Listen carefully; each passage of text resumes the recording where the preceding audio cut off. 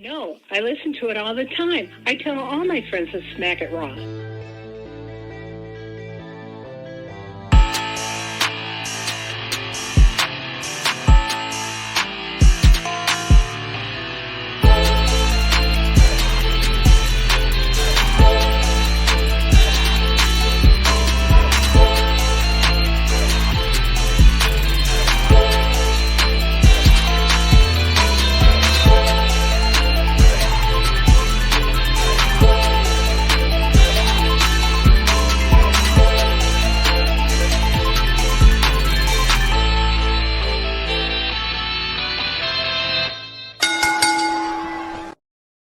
Following podcast contains mature content. The views and opinions expressed by the host are not necessarily those of the host. Listener discretion is advised. Hello and welcome to the number one wrestling podcast on Pornhub, the Smackin It Raw Podcast, where if you have joined us within the last 6 months, you have no idea what the fuck you're in for tonight. I am your host, the patron saint of podcast, the Warden, Matt Ritter, and I am here with my co-hosts this evening. He is the Pornhub Poppy, the Sultan of Spitter Swallow, Daddy Delgado, my friend Vince. What's up? Daddy's home. And, of course, down there looking not very amused because she knows what's coming. She is the host of the She Elite Showcase, the shaman of She Elite, the sun which is seen through the revolving glass door at the mall, all sorts of things, as well as host of Inside the Mind of Storytime with Miss Katie Kinzy Bebe. It is Miss Katie Kinzy Bebe. Bebe. Hi. I'm not doing it in the crowd anymore because it doesnn't exist. Because it's on a hiatus because I didn't know what to do with it. So it's on ice for right now. All right. I'm going to get something out of the way real quick prior to the rant. Because I haven't done this in a little while. If you are, like I said, tuning in within the last 6 months or so and you don't know who we are or what we're about because we haven't really talked about it, there's a lot of stuff going on in the world. And we here at the Smackin It Raw Podcast, just in case you want to turn the show off after you hear this, feel free to. I don't blame you. We support LGBTQ rights, trans rights, women's right to choose. We have Pro Wrestling Pro Choice t-shirts on sale for our Teespring that you can go check out at patreon.com/creationworld. Pick that up, and all of that money goes to, along with Katie as well, all the money is donated to women's pro-choice movements to help support them. And, of course, Black Lives Matter, and you can go pick up those Black Lives Matter t-shirts from Young Kings Wrestling, and all of that money goes to support those people as well. That is where we stand, and that is what we do here. I've got 2 bits of quick news. If you guys want to elaborate a little bit on them, we can. Other than that, I'm going to get into what we're going to talk about today. So, Bushwhacker Butch passed away, unfortunately. Yeah. The Bushwhackers are Hall of Famers, legends, of the gimmick era of pro wrestling. So condolences to the family of Bushwhacker Butch and friends and everyone that was close to him. Last and biggest thing, Endeavor bought WWE, and it is now kind of like a weird scissor party sex child of MMA and UFC under, and WWE. One, yeah. UFC and WWE are stepbrother and sister right now. It's a category. So we might see a little step sibling porn between the two. I hope we don't. Dana White and Vince McMahon. Hey, listen. At least it's not slap fight, Katie. That's true. I mean, they're slapping something else. Canceled. They're slapping something else, but still probably better. All right. So last week we had a guest on, and I didn't really do spits or swallows, and because that's how I do when we have guests on, so that we only go around the room for 3. I'm going to kick the show off with a rant by spitting the entirety of the WE this week. Listen, 6 months I have had peace. I have had to find reasons to be upset about shit, like Chris Jericho. What I saw Monday and tonight and at the end of WrestleMania, I would take Chris Jericho and his vortex swallowing fucking wrestlers in AEW whole every week over having to endure what we are about to endure. For 6 months, Matt Rilla, if not longer, has been gone from rehab. I have been happy for even longer than that. Triple H has taken over creative, and we haven't said the words draft or brand split, which if you are a longtime fan of the Smackin It Raw podcast, you know is one of my biggest pet peeves, because WWE has never known how to really stick to a brand split and do it properly. Matt Riddle shows up Monday, the week of my fucking birthday, as a shitty birthday surprise. But I'm like, you know what? Cool. He's wrestling The Miz. Like, whatever. Then tonight, the main event, the greatest story WWE has told in decades, the Bloodline story, he gets himself involved in that. I went from 6 months of not having to see that motherfucker except for stupid posts of him with his grill and his porn star girlfriend to being on my TV twice in 1 week on my fucking birthday. And then tonight, at the same time, Triple H comes out and says, we're going to do a draft. Yay. If you're not splitting the belts up, if you're not going to do a proper fucking brand split, do not do the draft. It's everything. Night one of WrestleMania was fucking fantastic. It sent us home, gave us everything. One criticism, which links into all this. With the brand split, it has to matter. It has to mean something. It has to be a split. Raw superstars stay on Raw, SmackDown superstars stay on SmackDown. No mix-ups or superstar shake-ups or none of this bullshit that you guys create to, make loopholes to get people wherever the fuck you want them. It needs to matter. You need to keep that continuity, and then through kayfabe, if a wrestler does show up, there needs to be consequences for their actions, whether it's fines or calling the cops or suspension, something. So it's like, okay, these people aren't supposed to be here. We're not just letting this shit fly. It's very simple to do. Accountability is very simple, and it's something that they ignore. WWE says, if you win the Royal Rumble, you main event WrestleMania. We have 2 nights of WrestleMania. I loved night one. The only gripe I have is that Rhea and Charlotte should have main evented because Rhea won the Rumble. Saying, but the story of Sammy and KO is better, then is allowing WWE the leeway to pull shit like they pull with the brand split and all of this other stuff where they're like, fans will be okay with it because this is the story that we're telling is more important than the rules that we have in place. And once you do that, then those things no longer seem to matter anymore. The brand split doesn't matter because everyone's going wherever the fuck they want. The Royal Rumble doesn't really matter because, you get a title shot. Okay, but you could be the first fucking show on the card or the second to last. Like, you're not main eventing, and the goal is I want to main event WrestleMania for the championship, and I get to pick the championship, but I want a main event. It's the whole reason my boy Phil left WWE on top of health reasons because he kept promising the fucking main event and he never got it. Right? Like, it's important. It matters. It's fucking important. These things need to feel important. So then you give me night 2. And I've said, listen, I see both sides. I get it. If you're like, Cody's only been here 6 months, we got to let this story play out, and that's how you feel, absolutely cool. I'm not going to knock you for that. That's your viewpoint, fine. Like, you are okay to feel that way. Me personally, in my opinion, it's not a 6-month story. It's the story of Cody's career. It was everything before because they talked about it. They mentioned it in the fucking thing. They talked about Cody being Stardust and all that shit, and then going to AEW, and now he's back. So this is a story of a career. And if you end it on night 2 at WrestleMania with him holding up the fucking belt, we don't have to worry about what could happen a year from now if that's how long it takes to get to crowning Cody. If there's injuries or if the crowd sours on Cody, because WWE does have a tendency to wait a little too long. And then when everyone's hot and heavy for somebody, all of a sudden they're like, we're sick of this fucking person. And they turn on him, and then WWE wants to pull the trigger. They're like, well, why don't you guys want to? I thought you guys really liked Roman Reigns. Why are you upset now? It's like, well, because we wanted Roman Reigns 2 fucking years ago, and you waited 2 years to give it to us. Now he's boring, and now we're sick of him because we're fickle fucking fans. Warren said it, if you have the match, do it. And they had the match. It would have been big. It would have fucking mattered. It would have. So kind of shit on night 2. Like, they had the fucking triple threat match. It was great.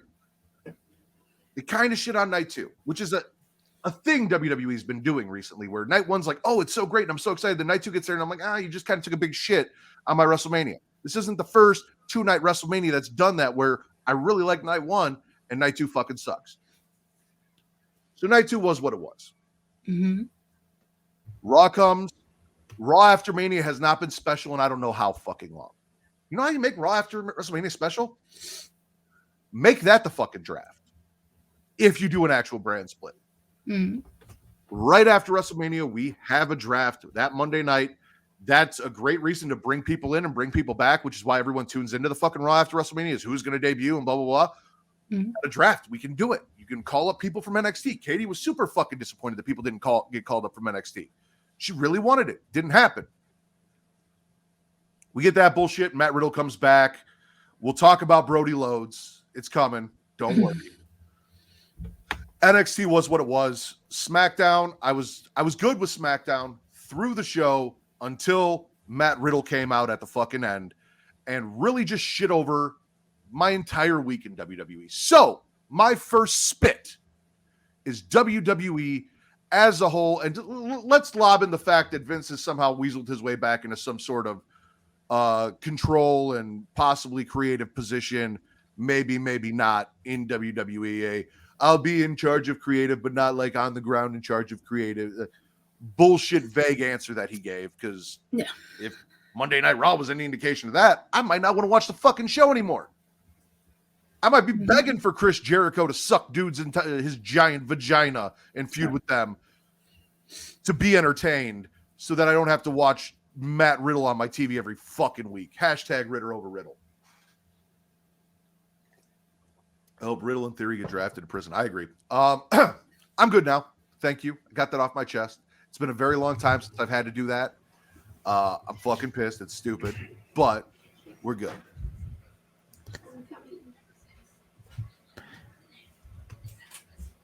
You guys are awfully quiet. Nothing? No, I'm just taking it all in. I was trying to make sure that you were fully done. I didn't want to interrupt all that. You know, you let me have my rant like a few months ago. I wanted to do the same for you. Just wanted to make sure. By the way, no, Ellison, Dom needs to stay right where he is because I'm enjoying everything he's doing. But I'm with you, Matt. There's a lot of gripes there, especially with night 2.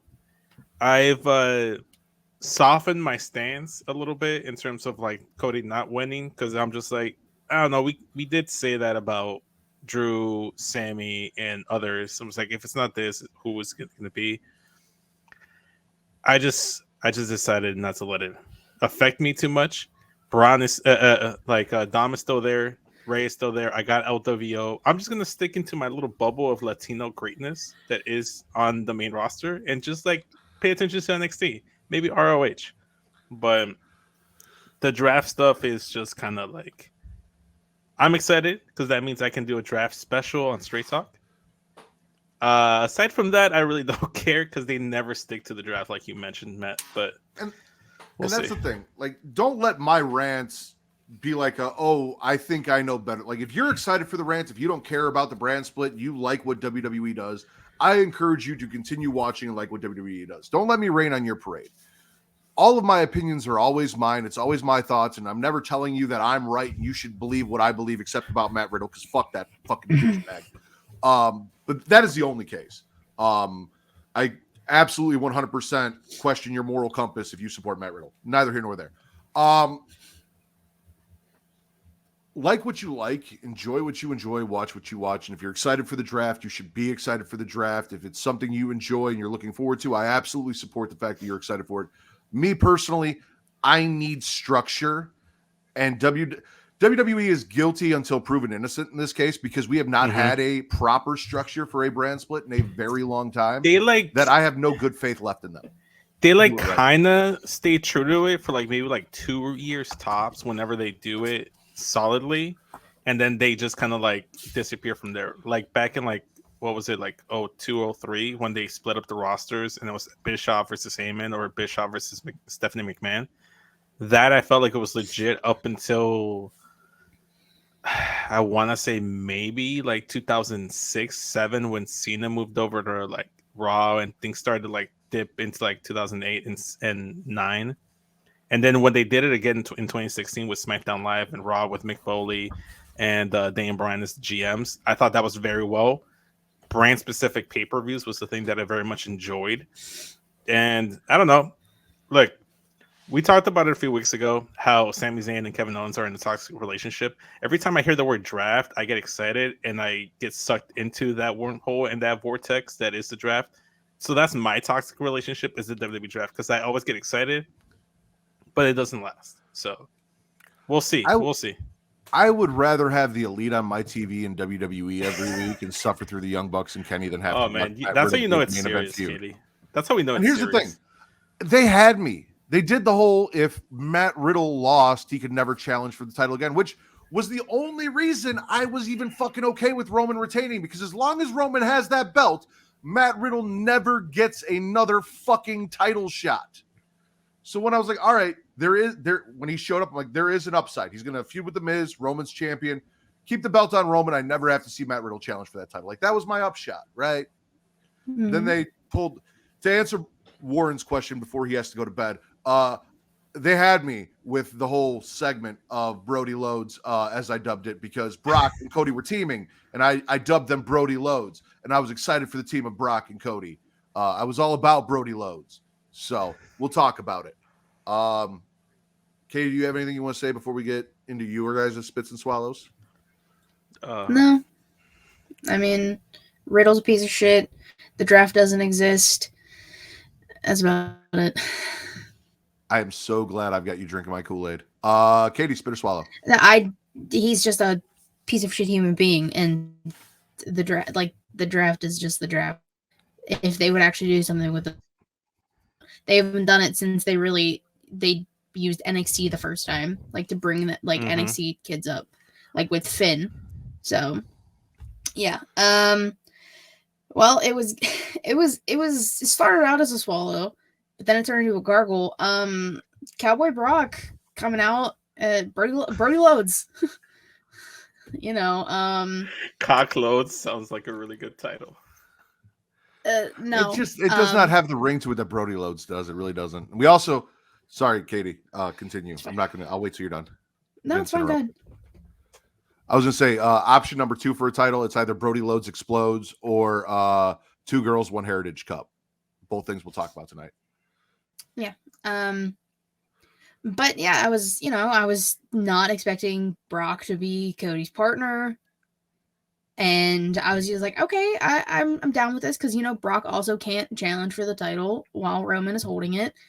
And we get to the main event, and we don't even get through the introductions before Brock just lays into Cody. I was like, I thought we were gonna at least get the match.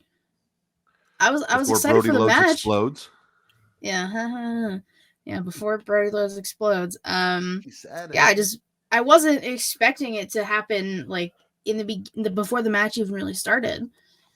But I mean, it's got me intrigued. If I get to see Brock versus Cody at SummerSlam when I go, fuck, okay, cool, I'm in. Why not? If it happens at Backlash, cool. Is Brock really going to show up at Backlash? Who knows? It's Puerto Rico. It's Cowboy Brock. Is Cody going to show up at Backlash? Because he got fucking wrecked by Brock. Like, he might be out a month. He might not come back till after Backlash. The way Brock beat him to death. Cody posted on Instagram his schedule, so he's gonna be there. I mean, he's gonna show up at house shows and shit, but he'll probably just be in like multi-man matches, so he doesn't have to be in it as much. He's scheduled for the Raw in Chicago on the 24th as well. So. Yeah, no, it's not the first time that Brock just woke up, chose violence for the Raw after Mania. I was all about Katie. After Mania, when they did this, I was on board with this. I'm like, all right, cool. We're gonna get Cowboy Brock versus Cody, or with Cody, tag teaming against them. We'll see where it goes. He hadn't shown up, so like there was a little bit of anxiety in my chest. I was like, well, the only people I know of that Roman cannot challenge that could be in the back, because it is Raw after Mania and it was the first fucking segment, is Matt Riddle, and I was praying it wasn't him, and he didn't show up, and I was so fucking excited because I saw all these rumors about Riddle teaming with Cody. I was like, this is how they're gonna fucking do it. I'm gonna be pissed. And it didn't happen. And I was like, good. I was relieved. I was happy. Kevin Owens also has that clause, and Brock Lesnar. I didn't even think about Brock. I was thinking KO. Brock showed up. I popped. Brody Lodes. I was about it. I love Cowboy Brock. Cowboy Brock and Cody was going to be dope. And I didn't even let like the negativity of this is WWE and it's fucking Brock Lesnar like seep into my head. I was anticipating this. And everyone was like, this is the first time Brock Lesnar's wrestled. And that should have been like a red fucking flag in my head. Like, hey, why would Brock show up to wrestle on a Raw when he hasn't in like 20 fucking years? Like, interesting. It's not the first time they've done that trope of like, oh, this is the first time Brock's going to wrestle on Raw since who knows when. Yeah, that should have been their first clue. But yeah, no, we get none of that because Brody Lodes explodes with zero foreplay, as Katie let us know, just right at the start. Brock destroys Cody for what felt like 10 minutes. Roman and Solar were just like, fuck it. It was 10 minutes. Yeah. It was the last 10 minutes. I was like, wow, they're really going to like not go to like 11:05. No, it was nothing. I agree, Jesus. He was way too friendly to Cody, and I didn't even fucking think twice about it, and I should have. That was on me. Because it's Cowboy Brock. He's different. He's a new guy. He's not Lesnar from fucking 03. Literally, because I just watched it earlier. He's the same person. He's just the same person in a cowboy hat. He's just more entertaining now. He did evolve into Cowboy Brock. I did like the memes that like people were saying that Brock looks like the like a Pokemon evolution of Cody Rhodes. I thought that was funny. I always like my Pokemon references in my wrestling. No, I was all about this. This had me hyped for Raw after Mania. I'm like, this is how we're kicking it off. All right, cool. Personal opinion, it all went downhill from there. Minus the ending. I was still about the ending. I'm still cool with Cody versus Brock. However, as I said, as we get away from Cody versus Roman and we push that to the side, especially with matches with Brock and whoever else Cody has to have his hard times against before he can get back to Roman, we risk injuring Cody again. We risk losing interest in Cody again. We risk pushing this too far out and killing the momentum we had ready to go at WrestleMania. And it is something that WWE has a track record of doing, but also I should have known better because WWE has always had to take guys who made names for themselves outside of the company, bring them back in and break them down and build them back up in their own image. Yep. We saw it with Booker T, who should have won at WrestleMania 19. We saw it with Sting, who should have beat Triple H at WrestleMania. We saw it with Scott Steiner, which Katie and I will talk about on tomorrow. Katie and I? Thing. Yeah, Katie and I will talk about it tomorrow. Okay. Cool. You'll be there too. Oh, okay. I wasn't sure. I was like, did my invitation get rescinded? Katie just had a look on her face like she didn't know what I was talking about. So no, I know. Okay. And Goldberg, like they always had to like they couldn't bring these guys in the way they were and utilize them the way they were. They had to have Triple H beat them down. Roman might be the new Triple H for guys coming over from AEW. Who fucking knows? Could be, perhaps. I'd be totally okay if he did that to MJF, though. Well, it's not gonna happen though. So. No, it's not gonna happen. But if it did, MJF I'd be okay with. Bidding War 2024 is not real. Vince, bitter swallow. You know what? I'm gonna start off with like the high I've been on since SmackDown. LWO has been a thing, so I'm swallowing everything Dom, Ray, Bad Bunny, Judgment Day, and I'm gonna lump it all together because WWE likes to lump all their Latino segments together, just like they do with all their women's segments. So on Raw, we had Ray versus Austin Theory. Dom came in, interfered, cost Ray the match. He got in Bad Bunny's face. Bad Bunny got attacked. He got put through a table. So, he's a trooper for going through that. So they're probably setting up like a tag match, Judgment Day versus Ray and Bad Bunny at Puerto Rico's Backlash. So I'm looking forward to that. They released Puerto Rican flag inspired LWO shirts, so that's cool. Latinos are eating very nicely this whole week. Then on SmackDown, we had LWO versus Judgment Day. Solid match. I liked it. Even the promo that Judgment Day had, love all of that. Swallowing a giant load of LWO, same. Double swallow there. And then Rhea looked like $1 million. Dom still gets the most boos in the building 9 times out of 10. They wouldn't even let him talk. That was like post-Shield babyface Roman Reigns super push type of boos. But he's a heel, so he's supposed to get boos. Damian Priest, I loved it. Finn was the only one, and I'm starting to get where you're at Matt, with it because he lost at Mania in the Hell in a Cell, which I thought he shouldn't have. Edge disappeared. I have stuff to say about that, by the way. Well, we'll unpack it right now then, because I'm still very pissed. The Demon lost twice. Well, technically 3 times if you count NXT with Samoa Joe, but it was a decisive loss for the Demon on main roster. I didn't like that. It did nothing for Edge. It did nothing for Finn.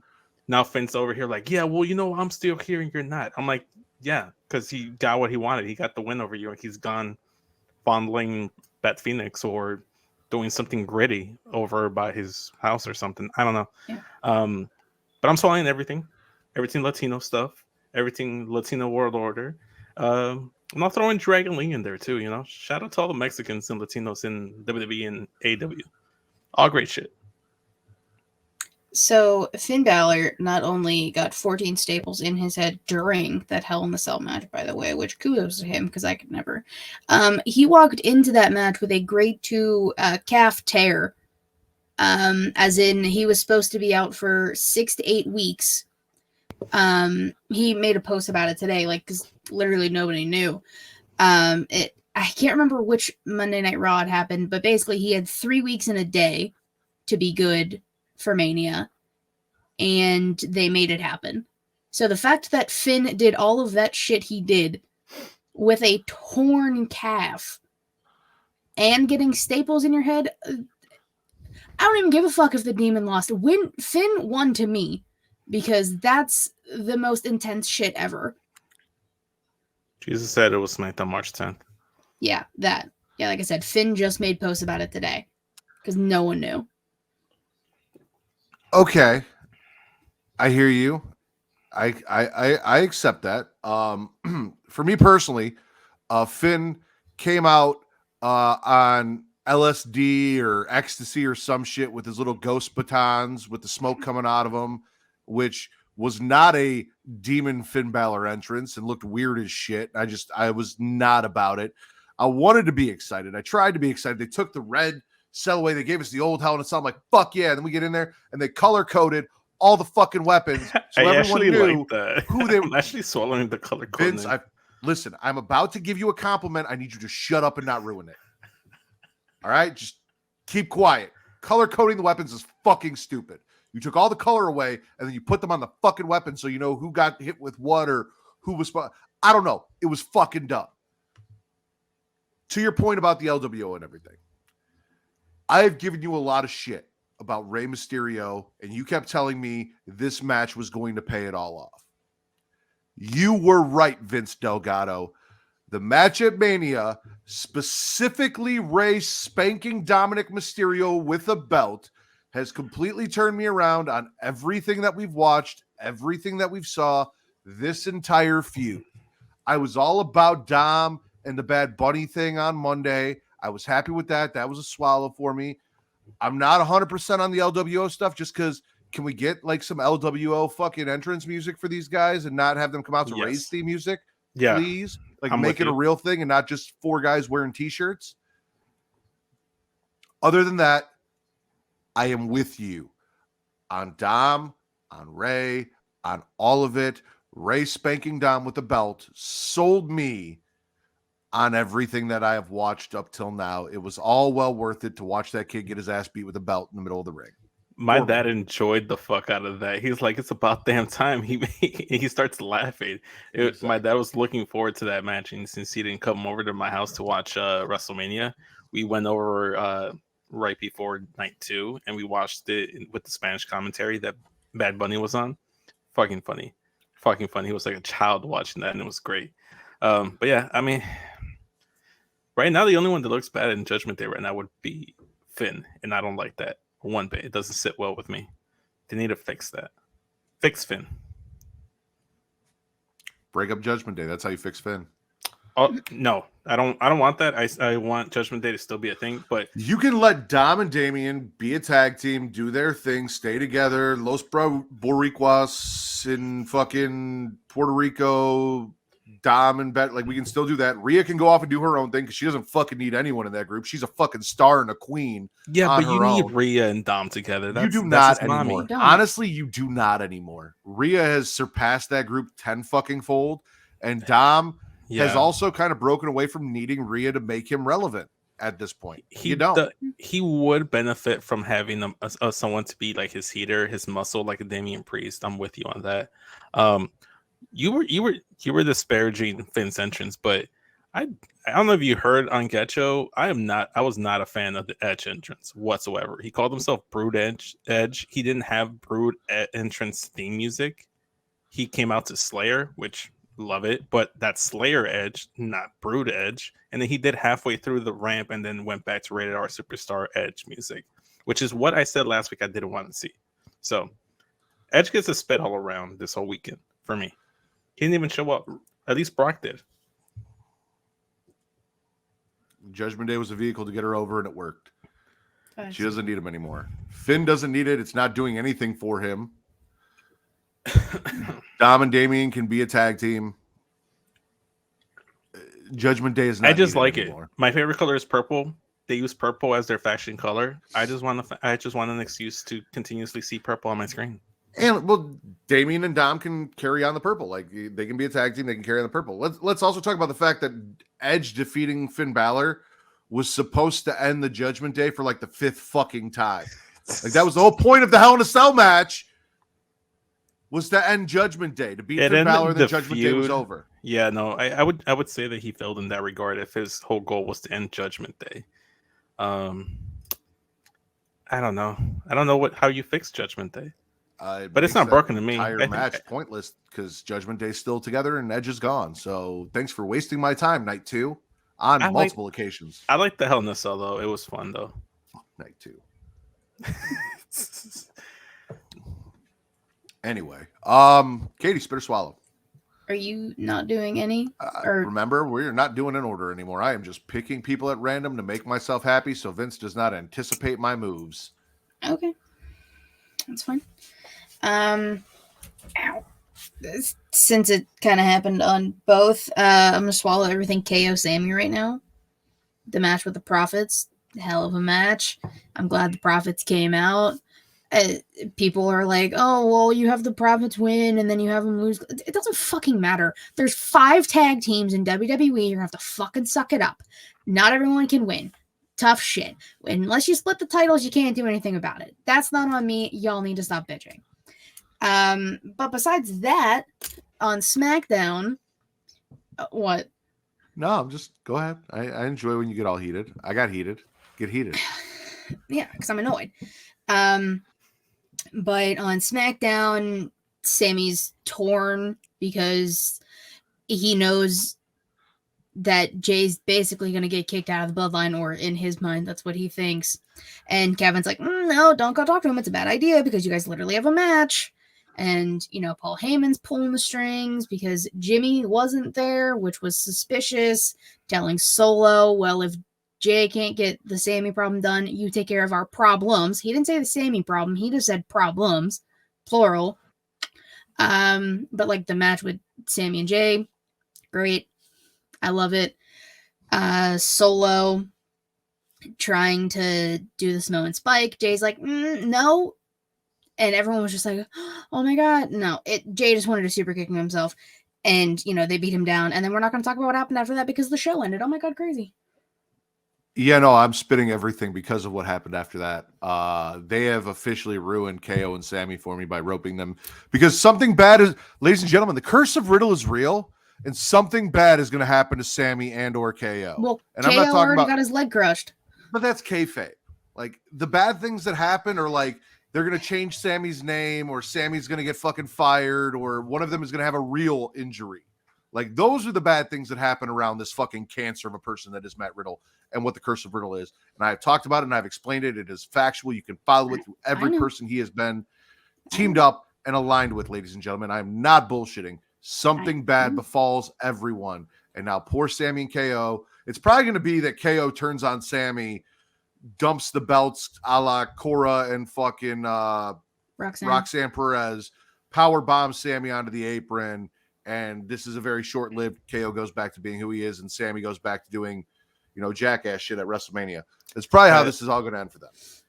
Probably what's going to end up happening is Kevin Owens is going to drop Sammy and just going to be a tag team with his son Owen. Have you seen how big that dude is? Like, he's huge. Owen Owens? Owen Owens, yes. It's not their real last name. No, it's Steen. I know. Yeah, but still, for kayfabe reasons, if he came in, he would, unless he goes like the Ava Rain route or the Braun Breaker route, he should just be Owen Owens. Owen I don't agree with that though. You're a fucking Steiner. Be a Steiner. Be Braun Steiner. Yeah, but just take after Scott though, because Rick's a piece of shit. Yeah. Like I get Ava because like you don't want to be Ava Rock. Like he was the Rock. Yes, he's Dwayne the Rock Johnson, but like he didn't really ever go by Dwayne Johnson. He went by Rocky Maivia. She could have gone by like Ava Maivia. I mean, who even knows what's gonna happen with Schism anyways? So that gets a swallow for me. Shout out to Grizzled Young Vets getting their release. Good for them. That is true. Yep. Grizzled Young Vets to get their release. No, I was loving everything, Katie, like you said, until the end, and then it just kind of really just put a damper on my I'm like, I gotta go do a show after this shit. Really, you have to show twice in 1 week. I've said it. It's pretty disrespectful. Is it bad? Okay, not because I'd like to see you get mad, but I knew you were gonna go on a rant, so I was that. The only positive in Riddle showing up at the end was like, oh, Matt's going to go off on this and this is going to be entertaining. That's the only positive spin you can put on. I hope it was entertaining for everyone listening. I actually made a banner that said Matt's rant so that later on when I go back and watch the live stream, I know exactly where to go and like timestamp your rant. I'm going to spit them spending all that time trying to make Omos feel like an attraction and special and all of that leading up to WrestleMania, just to have him come out and have a squash match on the Raw after Mania, because very fucking Vince of them to do. Mm-hmm. Yeah. Why did we make this man feel special, keep him off TV, put him in this feud with Brock?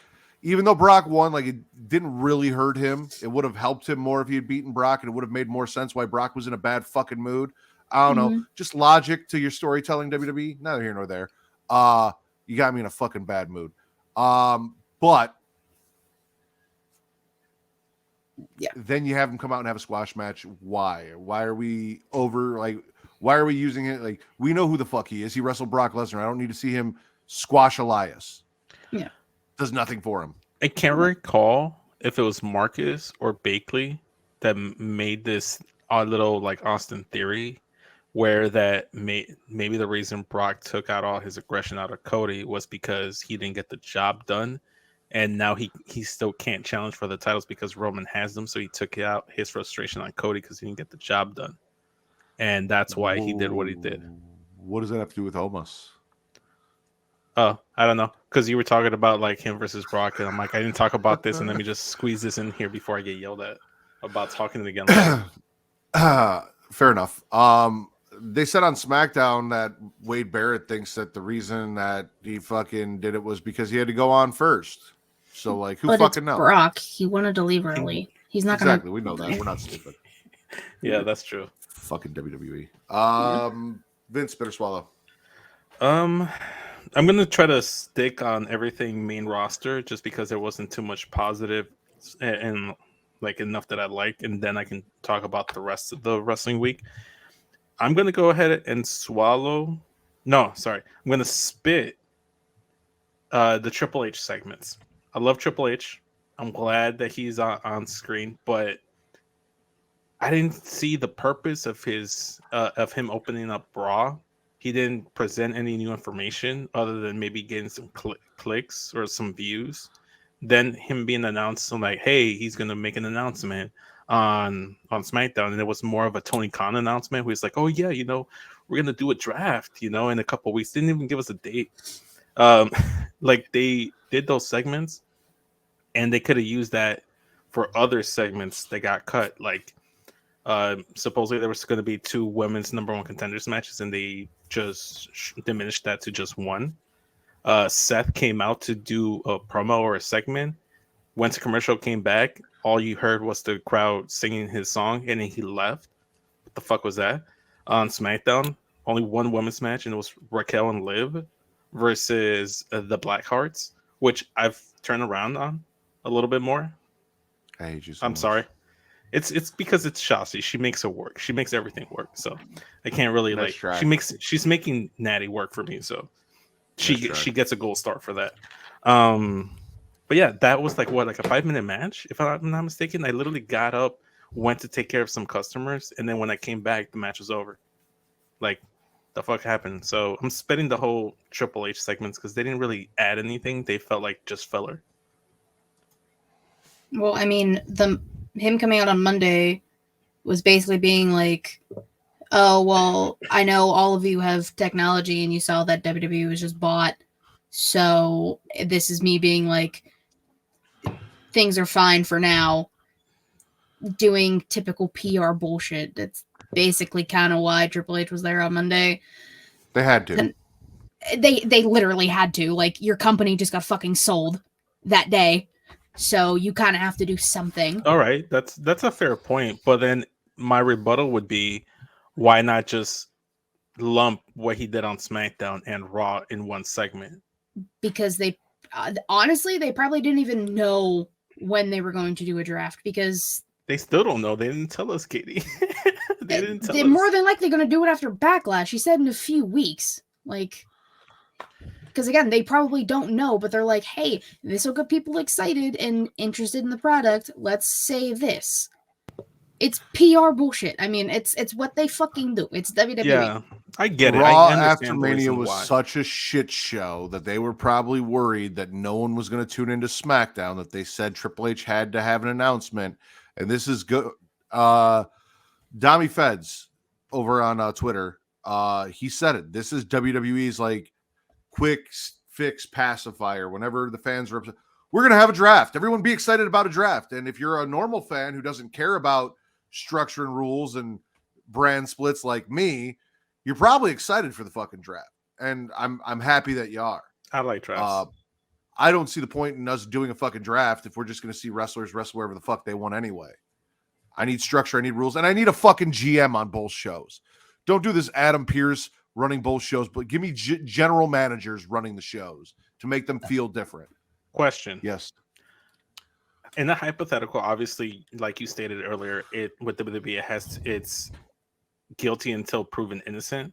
Mm-hmm. Let's say they do Vince Raw, SmackDown, Triple H, SummerSlam, full control of WWE, and then after that we get GMs, or maybe there's already GMs in place and then Triple H is the main booker and Vince the main booker, or maybe not even that. Like, let's say they do implement that with the draft and they do try to keep it separate, and they announce that the titles are all going to be split. Raw and SmackDown, SmackDown on Smack. Raw and SmackDown. Sorry, got myself confused there. But what if they actually go ahead and do it, even if it's just for the initial first year or first 2 years? Will you be okay with that? Like that, because that's all your qualms, right? Is that they don't follow through. But if they actually keep them separated, you'll be cool with it, right? If they do it right, I'll be cool until they fuck it up and do some superstar shake-up bullshit. I'm not going to come out here and complain if they're not fucking it up. The only time you're going to hear from me is when I see a SmackDown superstar wrestling The Miz on fucking Raw, if The Miz is on Raw. Like, you know what I mean? Like, because they decided that there was a story that they wanted to tell, that they wanted to, get some extra time on or whatever. Like, if they have one champion who goes between both and they establish that, I'm cool with that. If they split up the titles, I'm cool with that. As long as the people drafted to one brand only wrestle on that brand. I don't even care if you have joint pay-per-views and they mix it up and get involved with each other at pay-per-views, because the pay-per-views are co-branded. So if you get some stuff at pay-per-views, I'm cool with that. It is the weekly shows that I need them to keep only people from Raw wrestling on Raw and make Raw feel like its own thing, and only people from SmackDown wrestling on SmackDown and make SmackDown feel like its own thing, and not have any brand cross-promotional bullshit. Back when I started watching... Sorry, go ahead, finish. If I fucking have a draft and see Matt Riddle twice in one fucking week, I will lose my shit. I'm with you. Back when I started watching full-time wrestling, it was back in like 03, 04. And it was when they had a full-on brand split of Raw and SmackDown. So I want to see it. And like I But said, if you I'm in go the back talks. and you watch that shit, they didn't really, because they were still doing like super shows and dumb shit where they would get everyone on one Raw. Or I don't remember if you go back that. and watch the week, you don't remember it because it was so long ago. But if you go back and you watch the weekly, they have never really truly, like they've tried, and there are weeks that they succeeded, but for an entire, like from start to finish draft, they have never really fully succeeded. Trades are stupid. Trades should not be done because we have also seen how WWE does trades. I think the only time trades should be allowed, and it should be like this. It should be at the draft. The only trade that I can make a comparison to is back in, I want to say, the 2004 draft, when Triple H was drafted over to SmackDown. Paul Heyman was drafted over to Raw, and he quit, so they needed a new GM. Kurt Angle took over, and he traded Triple H back to Raw, which was stupid, but he got Booker T and the Dudleys in return for Triple H 3-for-1 package. Not like that Alexa Bliss bullshit where she got drafted over to one show and then the other show gets like draft compensation later on or something like that. That's stupid. Like if you're gonna do a because trade, they never do that. It has to be on draft night, or like how they do it in sports where it's like they have until like the midnight deadline to make a trade, and then people are like actively on their phone trying to figure out who got traded. Is there any trades? You know, stuff like that would be fun. What? They do that, Savannah. They do that. They've been doing that, and that's the fucking problem because SmackDown always gets future draft picks that SmackDown never actually fucking gets in a draft. They say that shit all the time, and that's the problem with the fucking trades is they move people around all year round to make, because somebody got injured and we need a star over here, and then we made a trade. SmackDown gets future draft considerations, and the draft comes around, and Raw always gets more draft picks than SmackDown. It never fucking actually works. Katie, spit or swallow? I'm just getting away from Raw and SmackDown because I'm over that. I'm gonna swallow Tony Angelo and Stacks versus Pretty Deadly. I like the fact that they're actually utilizing the D'Angelo family as a tag team. Shenanigans ensued. Someone called it. I think it was. I don't remember who said it, but they were like, it was basically twin magic that Pretty Deadly used. They just had one of them go under the apron and cover their face. So that I'm okay with that. Like I said, I just want more D'Angelo family, and I tweeted it. They're gonna win tag gold this year, so it's all that matters. I am spitting, the true family in green, white, and red. I'm swallowing the D'Angelo family because they're a real family. They're not the LWO. They're a real family. And until the LWO has their own theme music, I am not happy with this association. They don't have their own theme music. They just use Tony D's. Listen, man, I've been nice about Tony D. I've been nice about the family's theme music. I'm spitting, however, that they lost to Pretty Deadly. Well, yeah. Same here. Okay, well, I was following the match. I didn't. Listen, I gave you all of the credit I could about all of the stuff you talked about earlier. I'm being nice about the family. The least you can do is be nice about LWO. Vince, I was nice. I gave you credit. I gave you props. You just fucking take it. It will always be the family over everything else when it comes to green, white, and red.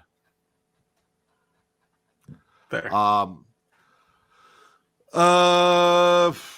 do one last thing for Raw. I'm gargling Bianca and Rhea. Like the face-to-face and that matchup that we wanted is great. And the idea of maybe, I guess, unifying the titles down the road or something, fine. I'm not happy that Asuka lost. I really wanted, I love Bianca. I think Bianca's great. I didn't think it was the right choice. Asuka's lost 3 Manias, and bring her back as the Kana character at the Royal Rumble and all of this stuff, just to have her lose at another WrestleMania, which really didn't do anything for Bianca. Didn't make sense to me. All we're doing is hurting Asuka. And then I saw people saying, oh, well, she tweeted out that. Did we see her on Raw? Did we see her on SmackDown? Is she wreaking havoc on the women's? No, she's not. So none of what she tweeted out fucking matters. I would love to see Rhea versus Bianca. I don't know if they're going to do a unification and just do one champion go between brands. I don't know what the fuck they're going to do. I don't know. So while Rhea versus Bianca is a goal, and I'd love to see it at Survivor Series or whenever we get to it down the road, however, cool. Bianca still being champion on Monday. It's a spit because I don't know what the fuck we're going to do with Bianca now. I mean, I had to swallow the segment because I like them interacting with each other, but I am gargling what it possibly means. Bakley over here on the chat, he's saying, I think whoever wins Money in the Bank will cash in on Rhea, and then it'll be Rhea, Bianca next Mania. I think it should be the other way around. I think it should be the winner cashes in on Bianca, and then Bianca challenges Rhea if we do that at Mania. But I just want to see them say what and loses because let Rhea actually have a fucking good run with this title. Yes, I agree. Like I like That's Bianca next year. Who even fucking knows? They don't even know what the fuck they're doing next week. We don't know anything. Exactly. I was just about to say, I'm so sick of this. Oh, next year. Next year's Cody's time. Next year, Rhea. We don't fucking know. None of this next year's shit. We don't like to wait. We're impatient. Fickle. Now I'm knocking shit over in my desk. Pissing me off. Vince, spit or swallow. I still have a few things on SmackDown and Raw. They're minor though, so it won't take me too much time to address. So I'm just gonna swallow the one good thing that I really liked, and that is Shinsuke being announced returning next week. They hyped him up as like a big deal. I'm very skeptical as to how they're gonna book him, but I like to think things optimistically with my favorites, and I just want to see Shinsuke back. I haven't seen him since he beat the Great Muta and just like sucked all of the mist out of his mouth, and then just won against him in his retirement match. So we'll see how it goes. I am prepared to be completely disappointed, however, but the fact that Shinsuke is back, I'm happy about that. You haven't seen him in WWE since the Curse of Riddle derailed him, saddled him with Rick Boogs, and then he disappeared after Rick Boogs got injured. The Muta match, obviously, outside of WWE. I could have sworn, didn't he have Shinsuke, a match with Gunther after that? That was still during the Boog shit. Oh, okay, I wasn't sure. Yeah. It's been so long. That was that was also a casualty of the Curse of Riddle. Katie, spit or swallow? I'm going to swallow JC Jane's promo on NXT. I didn't expect her to kind of show up in the ladder match. I'm okay with them continuing Gigi and JC. She delivered a hell of a promo. She basically was like, well, Gigi, I broke your face. I broke your heart. And now I'm going to just continue to break you. And break her back. Yeah, I mean, why not? Never mind. But I don't know. Like I said, NXT utilizes their women well. It's another women's feud that they're doing. It's a storyline. I'm okay with them continuing this because it'll probably, I don't know what their next I think it's like it's like spring break-in or something. That's like their next little special thing. So maybe they'll have a match there. I don't know. So I mean, I'm okay with all of this.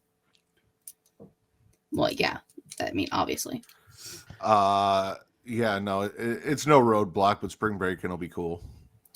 Roadblock is a terrible, terrible thing. I know Vince is a fan of this, and I'm sorry, but to keep the trend going, I'm spitting Chase U. I'm spitting everything that happened at the pay-per-view with Chase U and Duke Hudson's little fake out, and now him like getting an award. This shit is so fucking bad. It really is. I don't know if it's because I have a sour taste in my mouth from everything that happened prior to with Raw and Night 2 of Mania or what, but no, fuck Chase U. Thank you, Sports Carnage. Yeah. They're great, by the way. I tuned into a few of their live streams. Good stuff. Good stuff. I don't know. I don't think it's the post Raw after Mania that put a bad taste in your mouth. You just haven't been behind Chase U in a while now, so I didn't expect you to swallow any Chase U stuff. This is bad though. Like, this is really bad. This is fucking stupid. He's going to turn on Chase U. Just let it happen already, cheese, says Bakley. Yeah, why are we extending this out farther and farther and involving schism and all this bullshit? Like, look, I know I'm in the minority. I might be the only one in the internet wrestling community, but I kind of want the university to expand. You know, I want more. You know, I want there to be more different like classes. You know, like maybe a gym coach gets added. You know, maybe a substitute teacher. You can have stuff there. Like I want there to be a full-on community. I like factions. I like Chase U. It's stupid, but it's so stupid I can't help but to love it. I know Katie's an advocate of them never splitting up the Street Profits, just letting Montez. Because you don't fucking have to. Yeah, no, don't. There's also 5 fucking tag teams. You need tag teams. I'm with Katie. For fuck's sake. Split up the Viking Raiders. And by split them up, I mean split them up from rants out of you. You really are. You're there. You're on the breaking point, Katie. Come join us. Come join us in anger and hate. Let the hate flow through you. Creed, bro, this could be the gym class of Chase U. I like that. Shut the fuck up. No, Chase U's done. It had its run. It had its time. Finito. It's over. Burn the university down. Katie's. I'll let him come back before you. Oh, Katie spit or swallow. Sorry. There you go. Okay. Shut up, Jesus. I'm gonna swallow Indy versus Zoe. I know Matt's not super happy that Indy won. Incorrect.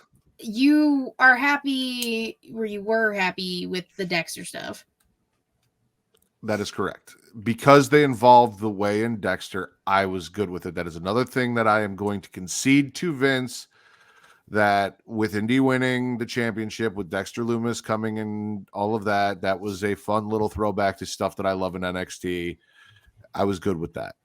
However, going forward, Indy needs to not be fucking boring, because Dexter and the Way are not there to carry her. Go ahead, Katie. Well, she held her own. She had a nice little promo saying she didn't expect to win. She's happy she finally got her moment. Zoe, of course, being a sourpuss, being like, well, I don't know why you're a champion, you know, typical heel things, you know, I should have won the match, da-da-da-da-da. They had a great match. I was about it. And after it, people have been wondering where she's been. Cora Jade shows up out of nowhere and attacks Indy. So again, adding more women to this storyline, like, because again, Cora's been gone for months, and people were, you know, because it's the internet and they like to fucking speculate about everything. You know, people gotta go away for a while for whatever fucking reason. So let them. Cora's back. Crazy little heel that she is. I like that there's a lot of challengers lined up for Indy. It's gonna prove her as a champion. It's gonna make or break her at this point. So I was all about the match and Cora coming back. I'm with Katie here. I'm glad. I'm glad that Indy had her moment. It didn't really seem like she was going to be in the ladder match, but she got her last chance triple threat win. And I was not expecting her to win either at Stand and Deliver in the ladder match. She got it. The moment with Dexter was cool. The moment with The Way was cool. Her standing up to Zoe was great. I'm looking forward to Cora Jade versus Indy Hartwell. And again, I know not everyone is, but it's mostly just because I've seen some of these wrestlers in person wrestle live, and it's just kind of nice to see them like progress in their career. So I just kind of root for them, which is kind of like the whole crux of me rooting for Indy. So kudos to Indy. I'm glad she got that championship. We'll see what happens. I'm looking forward to it. It's all swallow for me. I'm more interested in Cora and Tiffany and whatever they're gonna have going on, because Tiffany definitely came out to do some shit and Cora just stole her thunder. Yep. And Tiffany, I was not a fan of pre her return, but she has really raised her stock down there in NXT with me. So that'll be interesting. Yeah, no, I'm with you on that, Katie. I'm gonna swallow watching Brooks Jensen be a sad, stupid boy. I love the drama. He said he'd be right back. Yeah, I love the drama. I love the bullshit. Kiana blaming him for them losing because he did not give her, the purse, and just manipulating him. Fallon finally coming out and saying she's cheating on you, and her being like, we never said we were exclusive. And like him taking that and being like, fuck, she's right. I should have made that clear. Why didn't I think of that? Like, all of this to further manipulate. What? Go ahead. It pisses me off. Because it's literally like today's dating culture. It's like, oh, you didn't say we were exclusive. I shouldn't fucking have to. If you're the only person I'm talking to and going on dates with and doing all this stuff with, clearly that means something. You don't need to put the label on it. Like, holy shit. It irks me because you're the only person? They should. Like, if you're like, you shouldn't have to be like, you shouldn't have to say the words "we're exclusive." And it's frustrating because I literally know so many people who are like that, and it irks me to my core. Which is good, because that's what it's supposed to do. It's supposed to highlight today's dating culture and bring these emotions. It's doing its job, and I love it.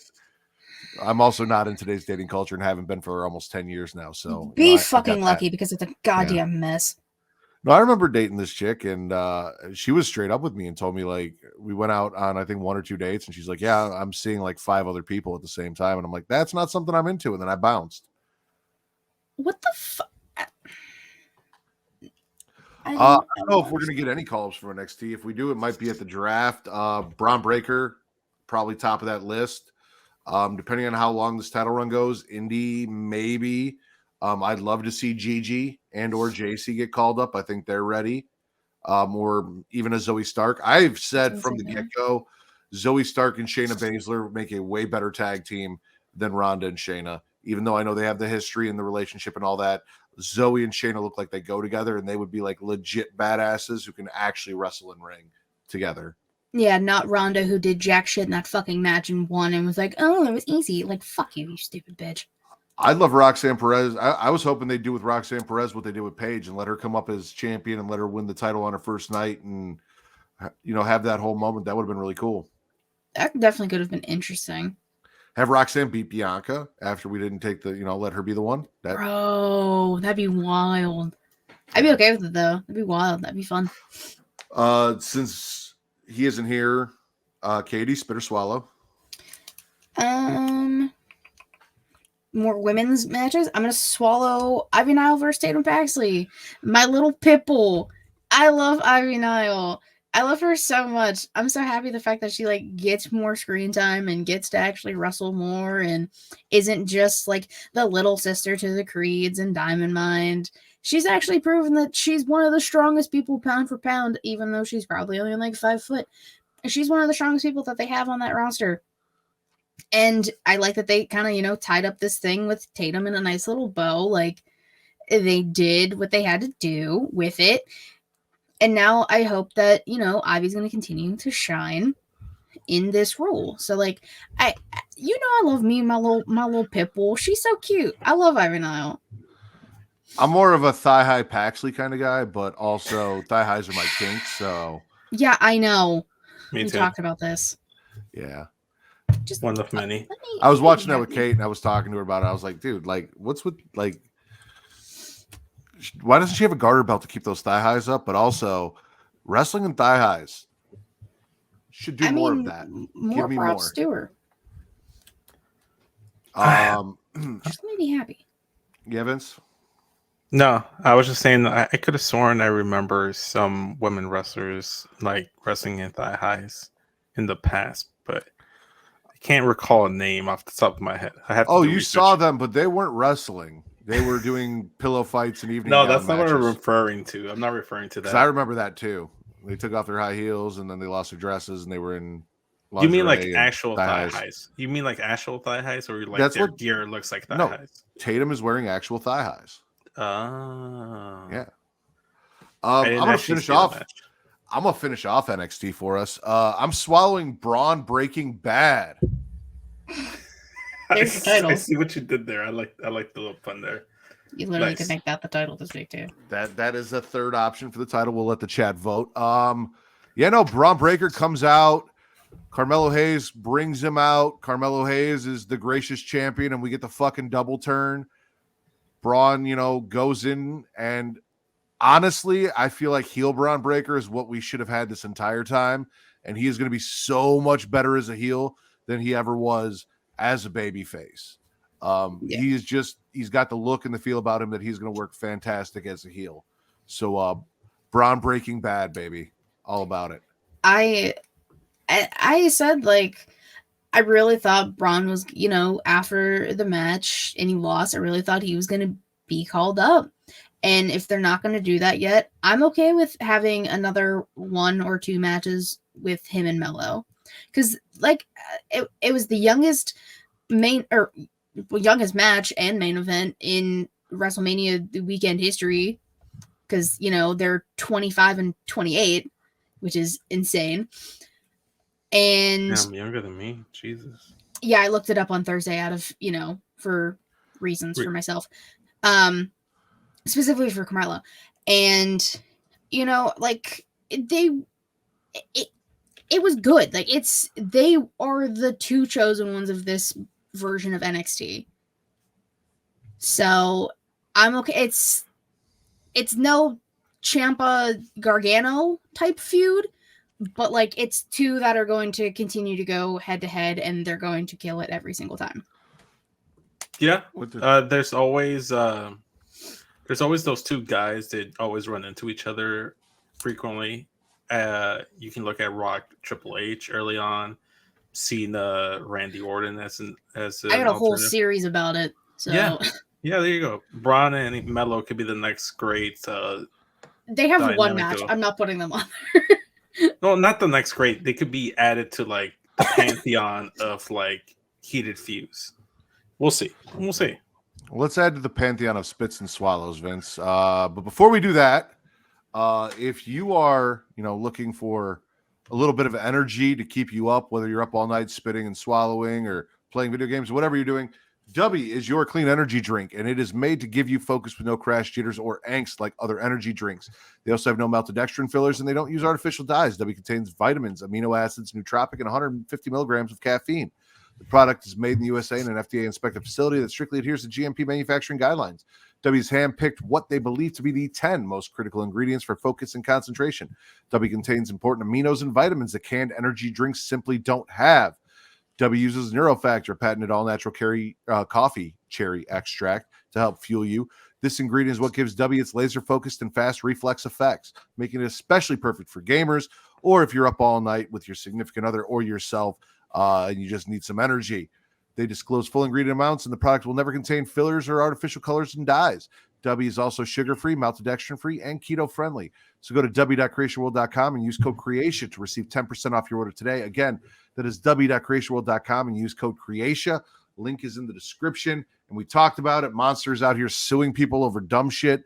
Don't support Monster. Support Dubby. What? Yeah, no, we talked about it on Thursday. Monster's suing people for just using the term monster. They're trying to keep indie game developers from using the term monster or anything associated to it, like beasts or monstrous or monstrosity. Holy like shit. rolling legal action because fuck Monster. Go get Dubby. I never liked Monster. The white monsters are so good. Yeah, Dubby is too. Make the switch. 10% off. Switch. We got you. Vince, spit or swallow. I know this hasn't been talked about, and this might be my last one on SmackDown, unless you guys already talked about this. LA Knight breaking the PS5 controller. Xavier, what's PS5 controller? Those are like $70 now.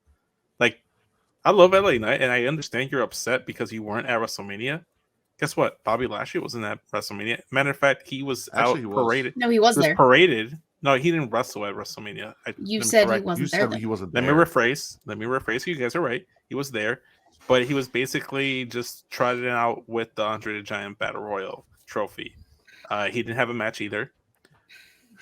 You know, like I get you're upset, but god damn, that's a PS5 controller. Those are like $70. That's rude. That's rude. I don't condone controller violence unless you're breaking your own controller out of rage, which in that case, that's your own damn fault. But someone else coming into your gaming area, breaking your controller, that's a spit for me. That's just rude. Bakley said, Monster doesn't let you grow wings. Remember that. W doesn't either, but it will give you energy to fuck all night long. So W over everything. I thought you were transitioning to a Blue Chew commercial. I'm like, when did we get Blue Chew as an endorsement? All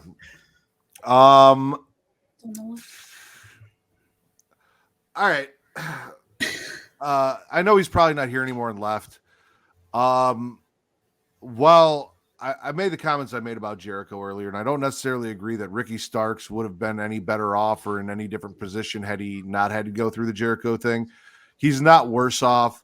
The feud with Rock Hard Juice Robinson, and I love me some Rock Hard Juice, was kind of a farce to bring in Jay White. Everyone was anticipating it on Monday. It didn't happen. AEW had it locked up. He's here. Warren was saying that, you know, he mentioned that it was the Bullet Club music and all of that stuff. Again, I don't necessarily know that Ricky is better off for beating Jericho, but he is not worse off for beating Jericho. I think we could have done this without that. I also think Adam Cole could challenge for the championship without having to go through Jericho to do it. I think he's ready. He's there, and he's not going to get a boost from it. But he is not worse off. Per booking, he is in a better position because he is now in a feud with the Bullet Club and probably more specifically Swiss Cheese Stays White, who is now All Elite. So swallowing that. Can I okay. Can I just say I need your opinion on this, Matt? You know who Diego Luna is, right? And Yes. Cassian Andor. Yes. Does Jay White not kind of look like him? Like if he grew his hair out? Yeah. Yeah, a little bit. That's all I thought about. I was just like, because you know, I'm not a big Jay White guy. He came out and I was just like, you know, something about him seems like familiar face wise, and I was like, oh my god, it's Andor.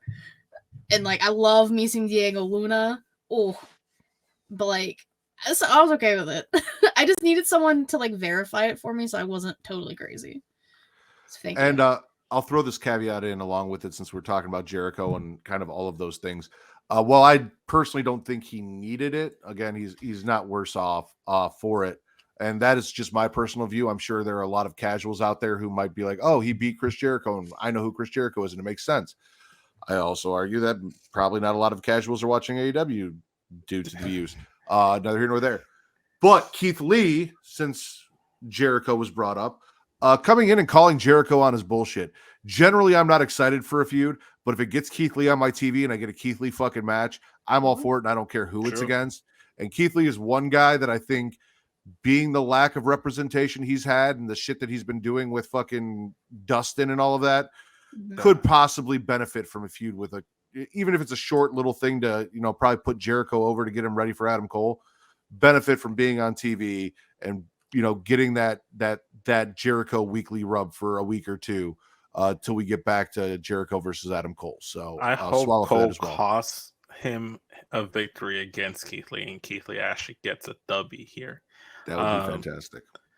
I don't know, man. Like the downward spiral of Keith Lee from like double champion in NXT to now, just it's crazy to see. Well, like, okay, hold on now. That man has had hella health issues. I know, So, I understand. I'm talking about creatively, like I was creative. gonna say, you gotta be booking. way more specific here, because like Well, obviously, I don't want to disparage anything physically or mentally that he deals with. that also could be outside of- why he hasn't been on AEW. Like, we don't know. Double champ. Speculation. Well, he has been, but he's been on like Dark or fucking Yeah. Rampage, hanging out with Dustin. I don't know. I just saw Keith Lee, especially after that Survivor Series moment when he was the final two with Roman. I just saw him, was like, this is a guy that could beat Roman. And then the moment with him and Brock in the Rumble. Oh my you're a god. big boy, and like, yeah, no, we Brock had such doesn't high put hopes over for that Keith many Lee. people. Brock doesn't put over that many people. The fact that he was surprised and impressed by Keith Lee says a lot. Yeah, no, Keith Lee getting the rub. Someone Katie, needs to spit or rub swallow? Keith Lee. I'd rub Keith Lee. I hate you guys. No, you don't. Shut up. I'm gonna swallow House of Black defeating, as you dub them, the average of best friends and Orange Cassidy. I will always say a few things. One, Trent Beretta deserves so much better than Chuck Taylor because that man is a fucking star. I love me some Trent Beretta. Always bet on Black. The house always wins. Those are three things everyone needs to remember. And it was a great fucking match. And since I know you didn't watch Rampage, and I understand why, and you also didn't watch Battle of the Belts, I also understand why, Buddy Murphy is now going to be challenging Orange Cassidy for the international, whatever the fuck it is, that title on Dynamite next week. So we could have Buddy 2 belts, which I'm okay with, because at least he will travel. Yeah, I don't know that Buddy's happen, gonna win that. but like, Yeah. it's not gonna happen. But like, I can be happy if he does. If anyone from House of Black should get that international title or whatever, it should be Malachi Black. He's the leader of the faction. I disagree. Have 2 belts. If anyone in that faction or anyone on that roster needs to and could benefit from a short feud with Chris Jericho and beating Chris Jericho to bump them up the card to where they should fucking be right now, it's Malachi Black, because he hasn't been presented like that since he's gotten AEW. 2 of my favorite wrestlers that came to AEW, Keith Lee and Malachi Black, are the 2 that could use it. Adam Cole didn't need it. Ricky Starks probably didn't need it. He's been way the fuck over. We need to get these guys over. So I'm with you though, Katie. I have it on here. House of Black defeats Average at Best Friends. I knew you. I just wrote it as BFFs, but I know that you call them Average at Best Friends. So. I too had that written down. Huh? All 3 of us swallowed that. How about that? I can't believe you watched AEW this week, Vince. Well, see, here's the thing. It's not that I don't like watching AEW. It's just that they keep showing wrestlers that I don't like, so I skip it. So what I like to do now is I either watch it live if I'm able to, or I watch the replay late at night, and I fast forward all the shit I don't like. So I can't spit or swallow stuff that I'm fast forwarding to because it's all stuff I don't like. Well, the Elite's out right now, so you have nothing to really complain about. They're all Matt Jackson's literally injured, and they all injured. The BBC has been on a rampage, no pun intended. There's a lot. Metaphorical one? Yes. Take that as you will. Take it with a grain of salt. But BBC is wrecking almost exclusively white on a weekly basis. That's why you always bet on Black. It all makes sense. I mean, that's just facts. Shout out to Young Kings Wrestling for that AEW reference. Yeah. Shout out. And the BBC. Spit or swallow. You know what? Can't believe I'm saying it, but I'm gonna give some credit to the Ass Boys. I'm swallowing them coming out to Mini Men. Bro, I love me some 50 cents, and they came like. Were they the best wrestlers to come out to Mini Men? Probably not, but any excuse I get to listen to some 50 on my wrestling television program, all for it. So swallowing the guns. I'm swallowing the fact that we got swerved by FTR, and they had the WWE contracts and the negotiations, said, guys, we're not going anywhere. Even the fucking like thought that they were going to lose and just go to Ring of Honor. Yeah.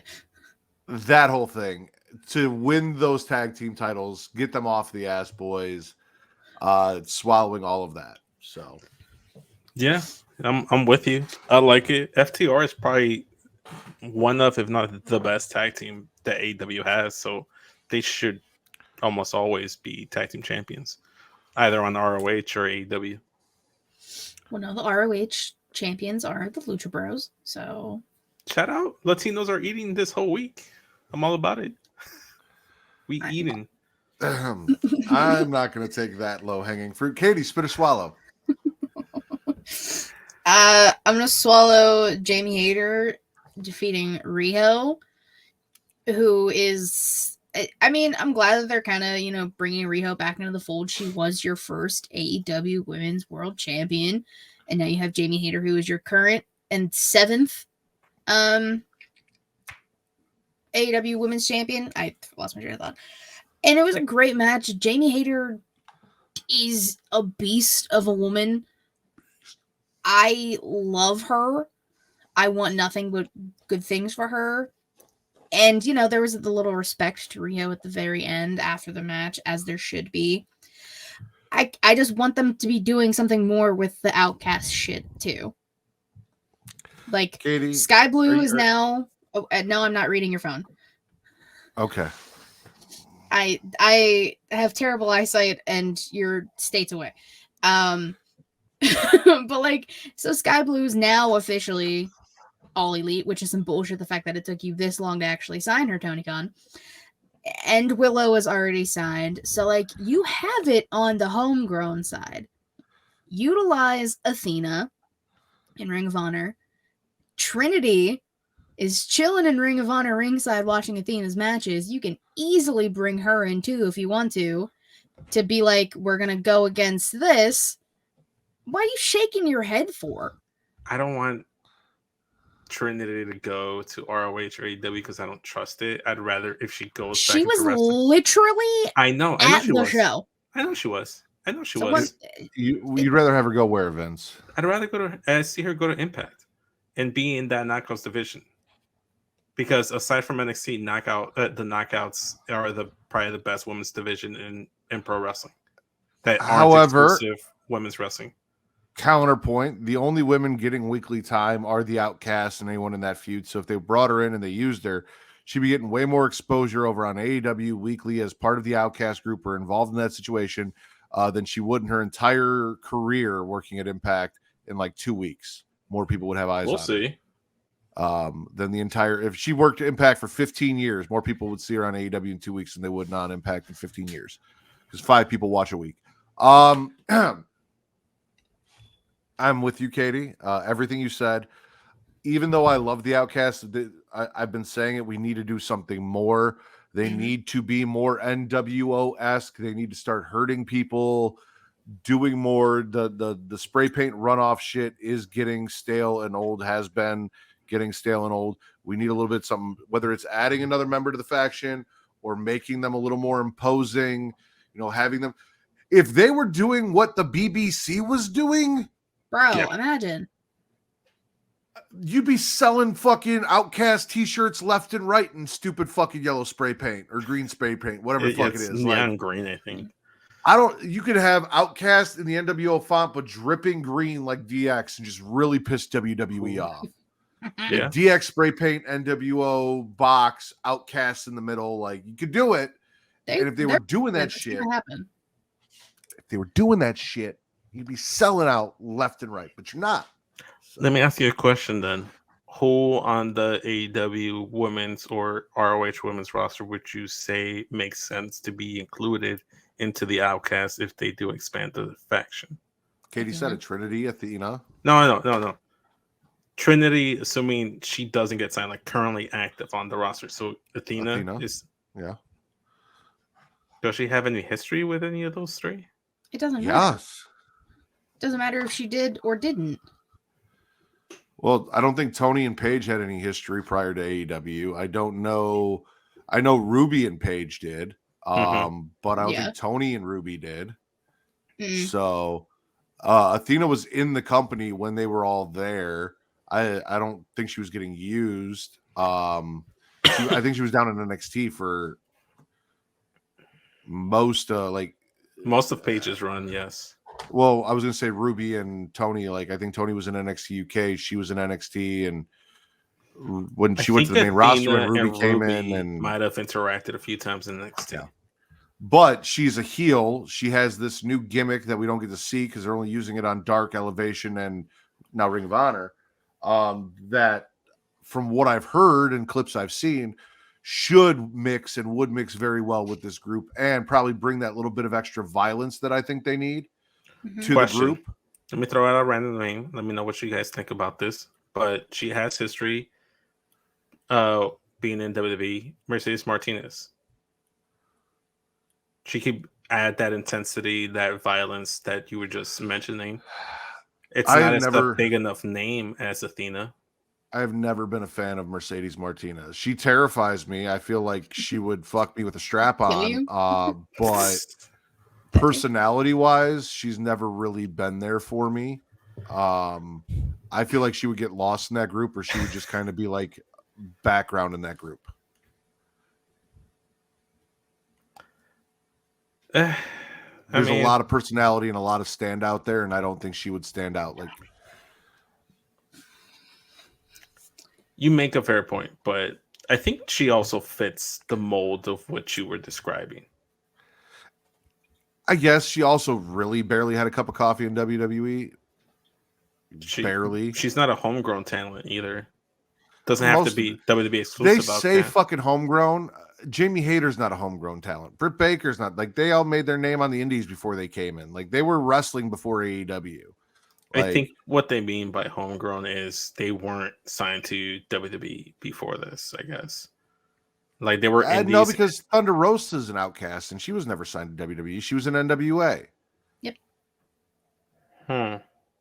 So, like, none of it makes sense, really. Yeah. But let's move on from this. I'm gonna swallow the Acclaim shitting on the jassholes, you know, coming in, doing their whole thing, and then Max rapping on them. But I'm gonna spit the fact that Never Rise can't take no for an answer or take a fucking hint, and is still dragging themselves along the Acclaim's coattails and wouldn't just take the diss and be pissed and let it be, because I fucking hate Never Rise. And 100% of the jassholes. 100% of the jassholes. Anna J? 95% of the jassholes. There you go. 90. I'll take, as long as she's not with Sammy, I like me some Tay Conti too. Wait, I have a question, and I know this is a long time coming. She used to be Ty Conti, but now she's Ty Mello. What's the reasoning for that? Like, what did I miss? Because I don't pay attention to details like that. I don't think she was ever Ty Conti in AEW. I just don't call her that because that's who she was in NXT. But her real name is Tayanara Mello, I believe. Or well, now I think it'd be Ty Mello. Sammy's last name. Yeah. Because I know she was Tayanara Conti in WWE. Then when she went to the Indies and everywhere else, she was Ty Conti. And I could have sworn when she first started in AEW, she was Ty Conti. And then she later on became Ty Mello. So I just wanted to make sure I wasn't imagining shit. Damn it, Vince. Sorry, she was Tay Conti, but when she got married, she took her last name off. There we go. I guess that still doesn't make sense. Vince, spit or swallow? Let's see.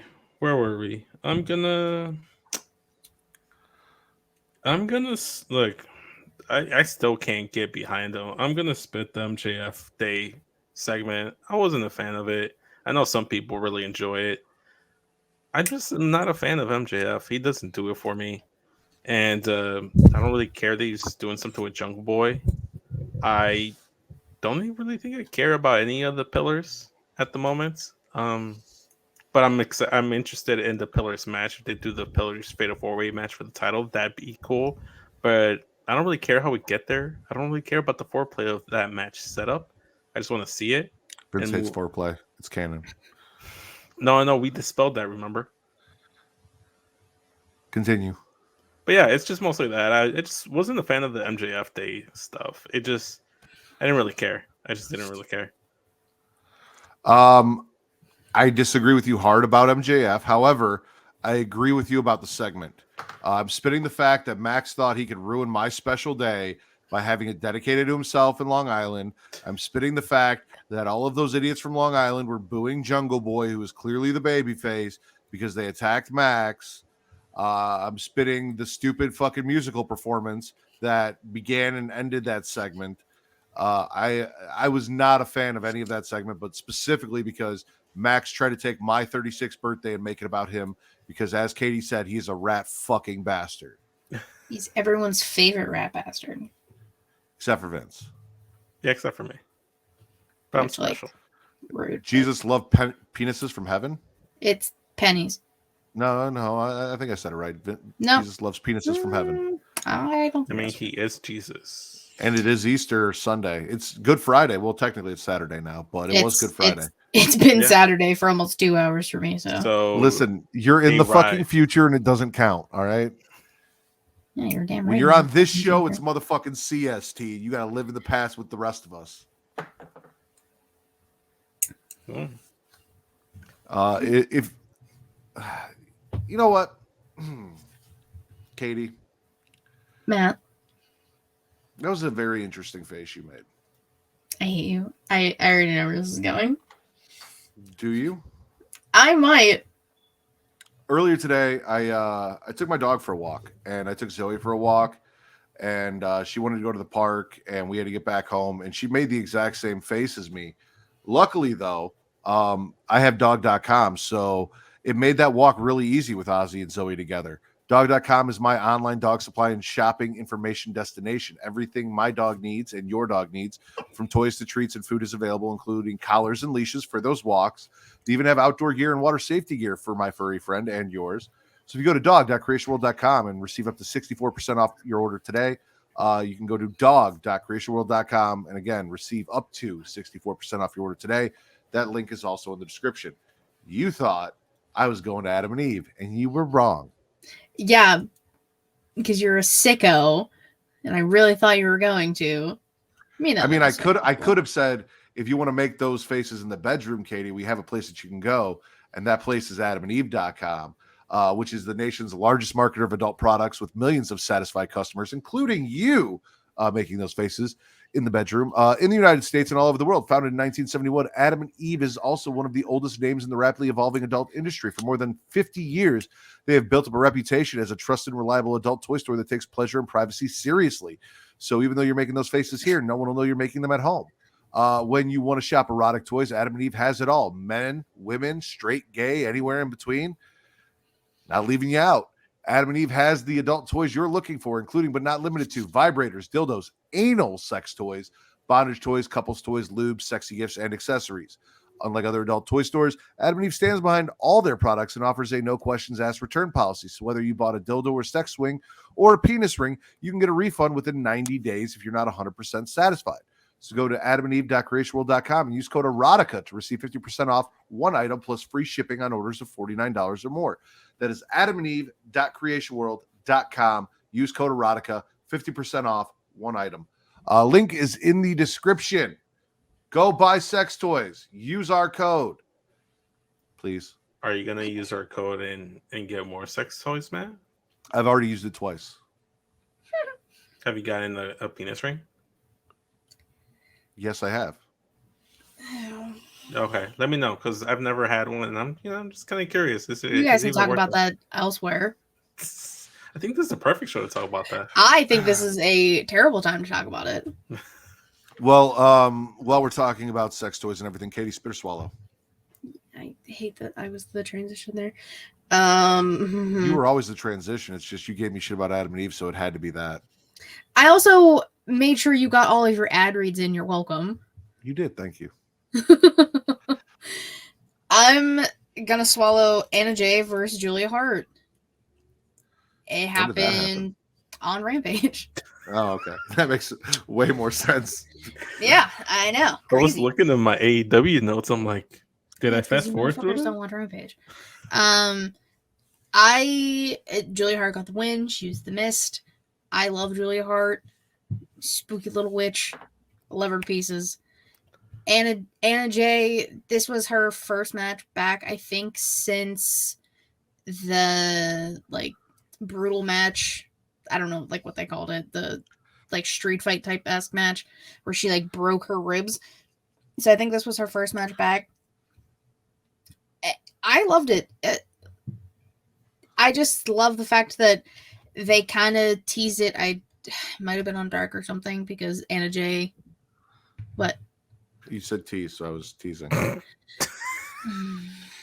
thought you were flicking. I thought you were telling me something was wrong with my mic. No, You you're were fine. doing it on your mic. Continue. Motherfucker.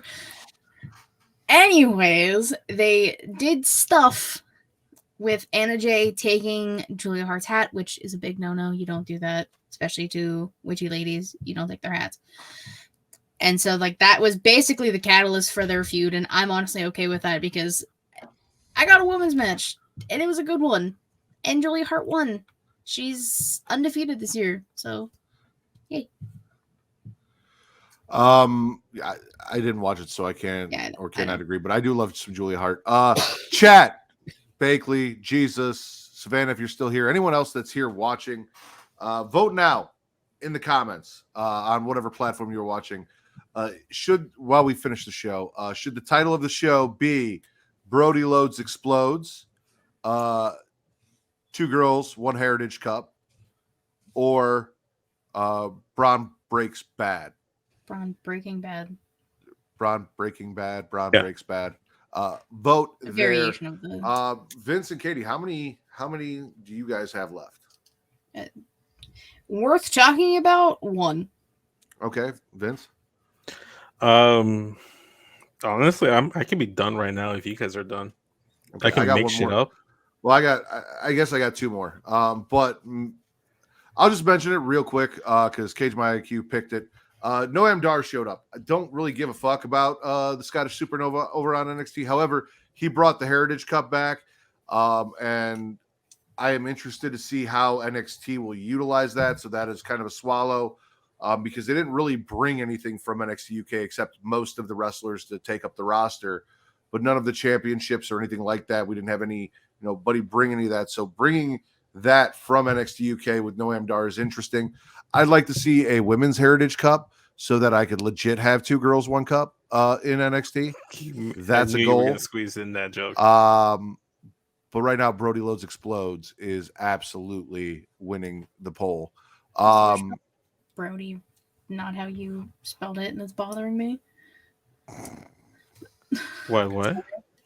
They're spelling it like Brody Lee, not combining Cody and Brock and Cody. Brock. Yeah, well. So Also, Brody. isn't it Like Lodes spelled the way that Matt spelled it was Lodes? Like, yeah, because that's how Cody spells Rhodes. Yeah, okay. That's Lana Rhodes spells it Loades or Rhoades. So yeah. I'm with you there, Matt. If I'm allowed to add to that, because they added the Heritage Cup, and it happened during the fantastic Dragon Lee versus Nathan Frazier match. Which, by the way, I love Nathan Frazier and Dragon Lee. I feel like as much as I appreciate the aesthetics of it all, I think he might need to size up on his gear. But he has a great team. Thing. I know it's his thing. That's just like right there for us to see. That's the point. I guess that's Vince's thing, though. I think you're swallowing Not everything anymore. Mexican this week, Vince. I know, but including Dragon Lee and his dick print. I forgot about specifically highlighting the dick print and the theme song and the match because it slapped. Also, Nathan Frazier, shout out. Baby Seth Rollins. Lucha Dragon Bruce Lee versus Nathan Frazier was great. Baby Seth Rollins. Katie, spit or swallow? I'm gonna swallow Billy Starks, who fought Jade at Battle of the Belts. 6. There's been 6. Can we talk about this for a second? There's been 6 Battle of the Belts. For what reason? I don't know. Has any title changed hands on said show? I don't fucking think so. If someone wants to check me, they definitely can. Why we do that? I don't know. Especially when you have Taya Valkyrie lined up for Jade. Whatever. It was stupid. But I love Billy Starks. She's 18, still in school, went to her prom, and then wrestled the next night. She is a beast. I love her. She was one of the people. This was probably one of the longer matches Jade has had in AEW. I almost said WWE. In AEW, so I'm okay with that. I mean, start building Jade more instead of just these stupid squash matches, or say fuck the 55-0, fuck her 457-day title reign, and put the belt on someone else because it's stupid. That doesn't count, Savannah. That was actually my last swallow, Katie, was specifically Jade and the Taya Jade sit down where Taya Valkyrie was all like, listen, that move existed before you showed up, and you're not going to pull some frivolous Monster Energy bullshit lawsuit on me. Suck it up. I'll do whatever the fuck I want. And Jade being like, we'll see you in court. It was the only thing I caught from Rampage, but I caught it and I enjoyed it. And Taya Valkyrie so far in AEW has far impressed me beyond what Taya Valkyrie showed me in NXT. So maybe it was the booking, maybe it was whatever, but this is way better than what they were giving in NXT. Frankie Monet sucked balls. Taya Valkyrie has balls. It was because she was with Robert Stone. That's why. So yeah, that was my last swallow. Vince, spit or swallow? You got anything left? Fuck the team of Liv and Raquel, because I don't like them being a tag team. Liv deserves better, and Raquel should be chilling at catering. And fuck Shotzi Blackheart taking an L. Spitting Shotzi Blackheart taking another L because she's saddled with Natty. Vince likes it because they have a stupid fucking name. Listen, Raquel and Natalya makes perfect sense as a tag team. Liv and Shotzi makes way more sense as a tag team. Who decided that we should divide these tag teams this way? I don't know, but I'm going to say it. You're fucking stupid. You have no idea how to pair women. What are you thinking? Pairing these women together. They don't go together. They don't make sense. And if you're, she's a Neidhart and she's, Blackheart. Shotzi Blackheart, so they could be the Blackheart. Like, get the fuck out of here. Like, the only somewhat acceptable part of that was the little promo that Shotzi cut before she had to go out and take the loss. When she called themselves the ballsy baddies? Yes, exactly. You know what? If she teamed up with Liv, they could be called the ballsy baddies. Mm-hmm. So, if nobody has anything else, it looks like Brody Lodes wins the vote for title Vince. Yep. I was rooting for that one, to be honest. I was going to say, do I need to text you the correct spelling of that so you get it right? BRODYLODES. Correct. Brody Lodes explodes. Thank you guys for joining us. If you guys are watching us over on Twitch, we appreciate it here at twitch.tv/Creation World. Come check us out Monday through Friday for Creation Conversation and an ever-rotating cast that features everyone you see here and more, including Mara and Travis and all of that. Also, if you're watching us over at youtube.com/Creation World, we appreciate it. Hit that subscribe button. It's free. Hit that notification bell. It's free. You'll know when we go live. You can catch Katie and I tomorrow night right here for Getting Off, talking Evil Dead, kicking off Evil Dead month in April. Thank you for sticking with us all the way to the finish, Savannah. You guys can follow me on Twitter at Matt Ridders, at MATTRIDDER only, also at Getting Off. If you want to talk horror movie stuff, hit me up over there. Go check that out. Get in the conversation and get ready for Getting Off tomorrow. I'm not plugging everything Creation World because this isn't the Creation Conversation, so we don't have to do all that. I'm not making this super long outro, but what I will plug is Pornhub.com, which is my favorite place for you guys to watch us after the fact. Pornhub.com/model/Creation World. Go there, watch. Also subscribe there if you have a Pornhub subscription. You want to join us, that's free. You can get one of those. And check out all our stuff. We do have exclusive content coming there, including a watch along of Evil Head featuring, again, Katie and I and some guests. Vince, where can they find you? Well, I'm gonna take this opportunity to say that you guys should go check out the Get Show podcast. We did the Get Show Hall of Fame as the sweaty session this week. We did our own special categories aside from the traditional male-female category. It was fun. So go to @Get Show Podcast on Twitter and Instagram. Hit the link tree there and listen to the episode. That's where you can find me if you enjoy all my shenanigans on Smackin It Raw. I shenanigan a little bit more on Wednesdays with Justin and Benji. And also, shout out to Benji. Happy birthday. Katie, where can they find you? You can follow me on Twitter at KatieRasson13. Linktree I'm about to go. Things She Elite Showcase. Twitch.tv/She Elite Showcase. Typically Thursday, 6 p.m. Eastern-ish, give or take. YouTube.com/She Elite Showcase. Watch the videos. They're way more entertaining. Anchor, Spotify, Google Podcasts, Apple Podcasts, if you want to listen. She Elite Showcase is the brand and the weekly show. There's a new episode out inside the mind of an interview series I do. A new episode will be out and recorded on Monday, so you can check that out. Matt is very excited for who it is. I can't wait to find out. I won't say because I'm kind of just, I want it to be a surprise for when it comes out. I don't know. I'm on a bunch of fucking shows. You can find me anywhere at this point. I do a lot. I will say only fans of the Smackin' It Raw podcast are going to know who this is when this comes out. Mm-hmm.